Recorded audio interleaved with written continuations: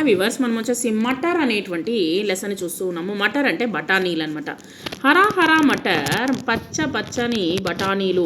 తాజా మటర్ అంటే చాలా ఫ్రెష్గా ఉండేటువంటి, అంటే అప్పుడే కోసినటువంటి బఠానీలు.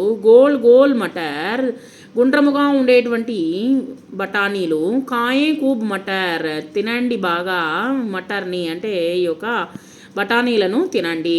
సో పచ్చి బఠానీలను అమ్ముతూ ఉన్నారనమాట ఒక అతను. ఇక్కడ చూడండి, పచ్చి బఠానీలను అమ్ముతూ ఉన్నాడు. ఈ యొక్క లెసన్లో వచ్చినటువంటివన్నీ మనము తర్వాత చూద్దాము. వాక్యాలని చదువుదాము. టోకరీ మే మటర్ హై, బుట్ట నిండుగా బఠానీలు ఉన్నవి. లడకేకో మటర్ పసంద్ హై, పిల్లవాడికి వచ్చేసి యొక్క బఠానీలు చాలా ఇష్టము.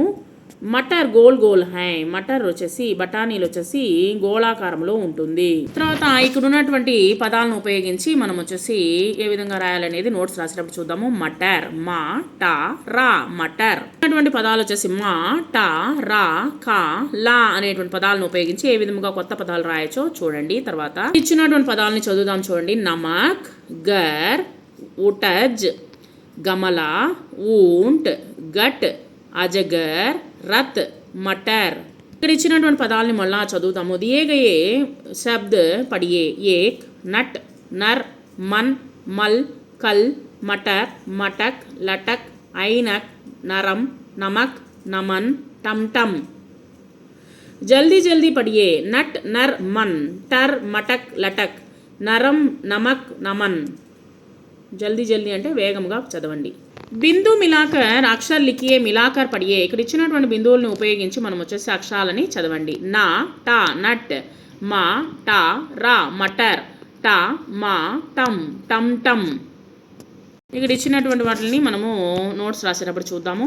ఇక్కడ ఇచ్చినటువంటి పదాలు, రెండు పెట్టెల్లో వచ్చినటువంటి పదాలు సేమ్ అదే విధంగా వచ్చినటువంటి పదాలని మనము చదవాలి.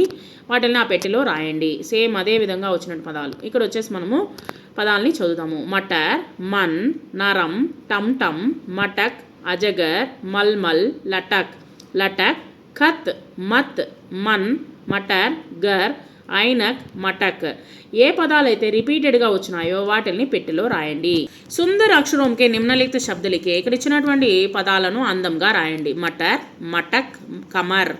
చిత్ర దీర్ఘ స్థాన్ రిక్త స్థాన్ శబ్దలికే. మటక్ కా రంగ్ హరా హై, ఈ యొక్క బఠానీల యొక్క రంగు పచ్చగా ఉంటుంది. తాలాబ్ మే కమ్మల్ హై, కమల్ అంటే వచ్చేసి లోటస్, తామర పువ్వు ఉంటుంది. ఇక్కడ ఇచ్చినటువంటి పదాలను వచ్చేసి శబ్ద పడియే, అక్షర్ సే మిలాయే శబ్ద లిఖియే. ఇక్కడ ఇచ్చినటువంటి పదాలని ఉపయోగించి మనం వచ్చేసి చదవండి. ఇక్కడ వచ్చేసి పదాలను వచ్చేసి జత చేయండి. ఫస్ట్ వచ్చేసి అక్షరాలను ఉపయోగించి ఈ యొక్క పదాలను వచ్చేసి జత చేయాలన్నమాట. అవన్నీ నోట్స్ రాసేటప్పుడు చూద్దాము. ఇక్కడ కొత్త పదాలని కనుక్కొని రాయండి. మా లా, మా కా లా నా ఇన్ అక్షరం సే నయే శబ్దాలు బనాయే, కొత్త శబ్దాలని రాయండి. దేకియే చిత్ర బనాయే, నామ్ లిఖియే. ఈ యొక్క చిత్రాన్ని తయారు చేసి ఒక బొమ్మని గీసి ఆ యొక్క పేరును రాయండి. మటర్. ఈ యొక్క లెసన్ని చదవండి. చీంటీ నావ్. ఏక్ దిన్ రవి పాఠశాల జా రహా థా. ఒకరోజు వచ్చేసి రవి పాఠశాలకు వెళ్తూ ఉన్నాడు. నహర్ మే ఏక్ చీంటీ కో డూబ్తే హుయే దేఖా. కింద నదిలో మునిగిపోతున్నటువంటి ఒక చీమను చూశాడు రవి. తబి రవినే కాగజ్కి ఏక్ నావ్ బనాకర్ పానీ మే చడి. అతను ఆ పిల్లవాడు వచ్చేసి ఒక కాగితపు పడవను తయారు చేసి ఆ యొక్క నదిలో వదిలాడు. వదిలిన వెంటనే చీంటీ నావ్ పర్ చడకర్ బయట గయి. ఆ యొక్క పడవ పైన ఎక్కి కూర్చుంది చీమ. రవినే నావ్ కినారే పర్ కించి, ఆ యొక్క నావను వచ్చేసి ఒడ్డుకు తీసుకొని వచ్చాడనమాట. ఆ యొక్క కాగితపు పడవని బయటికి తీసుకుని వచ్చాడు. చీంటీ నావ్సే ఉతార్కర్ ఖుషి చలి గయి.